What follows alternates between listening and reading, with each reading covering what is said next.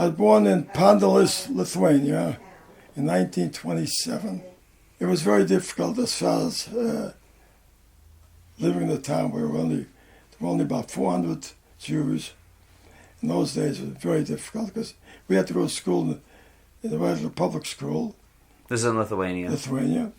I spoke Lithuanian, Yiddish, and then I used to go to Hebrew school in the afternoon, 4 hours a day. So actually I was able to speak 3 languages when I came here. But it was tough for us because there was so much hatred. There was a tremendous amount of hatred from Lithuanians, even though we lived together, went to school together, tremendous amount. So, I mean, it was anti-Semitism, actually. Of course. And then for kids our age, it was tough because we always used to get beat up. Every time we left Hebrew school at night, they were waiting for us. And we were kids, we were young, and we didn't know how to fight back. So it was really very difficult. And the most difficult thing, like I said, was leaving my parents, my family, my Bubby, my Zadie, aunts and uncles, because my mother lost 40 immediate family, and they were all killed. Now one survived, unfortunately. So it was difficult. I know my mother, she never spoke about it, but I knew that it's a tough time to get over it. I know I did, because I really didn't want to go in the worst way, because to me, I didn't know what's going to happen. I didn't know where we were going when I came here. And I mean, it didn't mean too much to me because I left the people I loved and people who took care of me. But thank God we did come here. Unfortunately, they never survived. So I'm just curious about Hebrew school in Lithuania. What kind of things would they teach you in Hebrew school? Everything was Hebrew, read, speak. The Yiddish we always spoke. I mean, Yiddish, I can speak Yiddish today as well as I did when I came to this country. English, of course, I learned.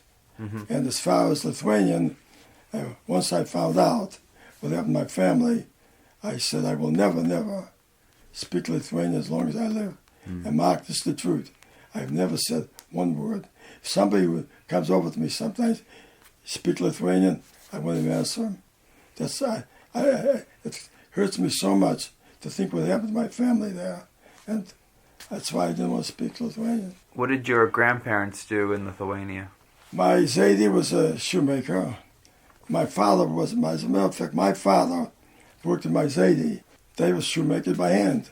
When my father left Lithuania, he came to here in Brockton, went to work in the shoe factory.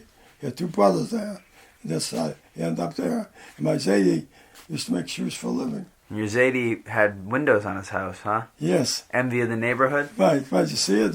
Yes, the photo, windows. yeah. It's nice flowers. I used to love to go there. Every Friday night, every Saturday, I'd go to school, my Zadie. Every holiday, my Zadie would go. I mean, he was an unbelievable man. Such a warm, compassionate man. I can still see him. I mean, he was so kind. It breaks my heart to think about it. Yeah. We had 2 schools, 2 synagogues. One was a little nicer than the other one, but the Jewish family stuck together. They had to. They had no choice. If they didn't, it really was. When you think of it, 400 people, between 400 and 500 people, and when you think about it, not one survived. That breaks your heart. Not one, though. Okay, so talk to me about when and how you came to the United States. Well, my father came here in 1927. I was only 6 months old. He came to the United States because he had 2 brothers living here. They're both working in the shoe factory. And my mother actually waited, and my father kept sending letters stating we should come to the United States because it's not going to be safe to live in Europe anymore.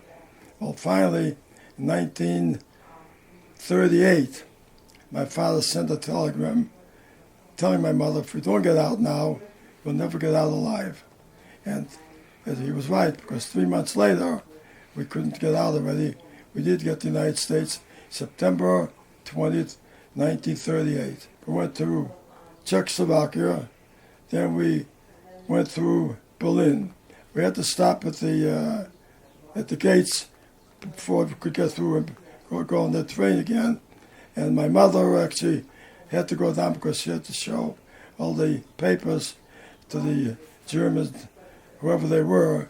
And we noticed that we looked out the window, there were so many soldiers, Nazis with bayonets and everything, and we were all crying. Even though I was 11 and a half years old, I was crying because my mother went to give the papers, but we didn't see it for a while. And all of a sudden the train started getting ready to go, and no mother. Well, finally, a very, very nice gentleman came over and he said, "Don't cry," he said. "Your mother will be up here." He said, "I'm from the American Council. She's going to be okay." Sure enough, the train started, ready to go. My mother came up and, boy, I tell you, someday we were crying and crying. And so my mother was the happiest day of our life. We went to Paris, and my mother had a sister, husband, and five handsome boys. Ever saw in my life. And we stayed there for 7 days. My uncle was a cab driver, took us around all over the place. And my aunt was really very graceful. She took us to a movie, and I had never been to a movie of its size because where we lived was a little town. And while we were there, my aunt bought us chocolate-covered ice cream. When I saw it, I didn't know what the heck it was. I had never seen one before, but we ate it. It was wonderful. And then we stayed, and after we left Paris. We came to Ellis Island, and my father was waiting for us. So you came here when you were 11, and your father was already in the United States. Yeah, my father came here in 1927. I was only 6 months old. So he already had a life here, basically. Oh yes, he did. Yeah. So yeah. What was that reunion like? Was that harder? Or? It was very difficult because my father actually saw us carry so little tiny babies. When he left, all of a sudden he saw grown children, 11 and a half, 13 and a half, 15 and a half. So it was kind of difficult for him to show the real affection that he would. And don't forget, when he left, he didn't realize little babies. Here, we came to the United States, and I think I realized after it was very difficult for my father to show any real affection, and not because it was his fault, because what happened. But afterwards, all the grandchildren, they showed tremendous amount of affection for the kids. That's good. And So, do you think it was hard on your family life? Do you think your mother and your father reconnecting must have been difficult? Yes, I think it was very difficult, yeah. I think that was the hardest thing. The man's away 11 years, it's very difficult afterwards. He sees his wife, My mother was, she was an unbelievable person, though. She was the most unbelievable, wonderful, compassionate, wonderful, hard work. That's all she ever did. Always cook and bake. Over those years, Jewish women did. That's what's in Lithuania. In Lithuania, there was no such thing as going to a bakery or going to the store and buy anything you need. There's no such thing. My father had settled in Worcester because he had a clothing store, shoe store, clothing store in Webster. And he lived in Webster for quite a while. But when we came here, he had a nice apartment on the east side on North Whitford Street. That's where we started to meet our friends. And of course, we were very difficult because we couldn't speak a word of English. So we were lucky because the people who lived on the first floor owned a three-decker, spoke Yiddish. That was good. But then we had to go to school. And I was 11 and a half years old. My brother was 13 and a half.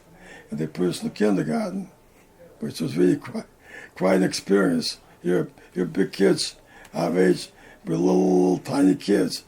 And it was very, very difficult to get adjusted to. But we were lucky because the first grade teacher, her name was Miss Reed. She was Jewish, and she spoke Yiddish. So that was great. And eventually we started to get up, and each year we went 2 grades, 3 grades higher, and until we reached our destination, what grade we should be. And after, let's see, I think I was 17, less than 17. I was going to high school at night.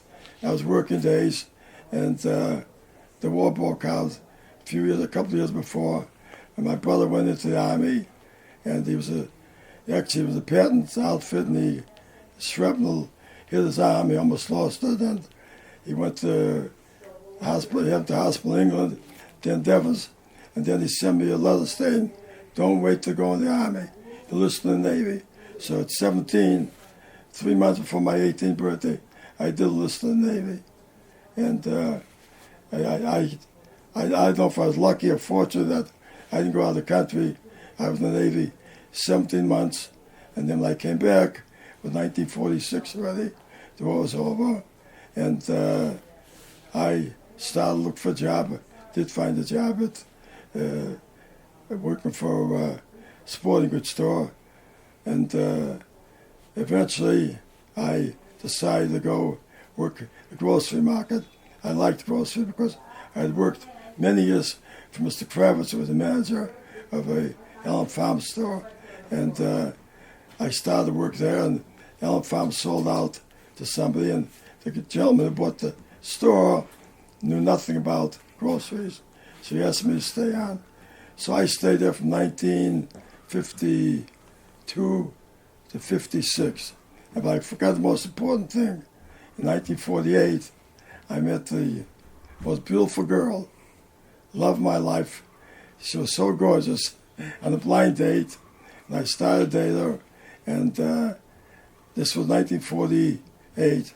We got married in 49. We're going to celebrate our 68th anniversary, wedding anniversary.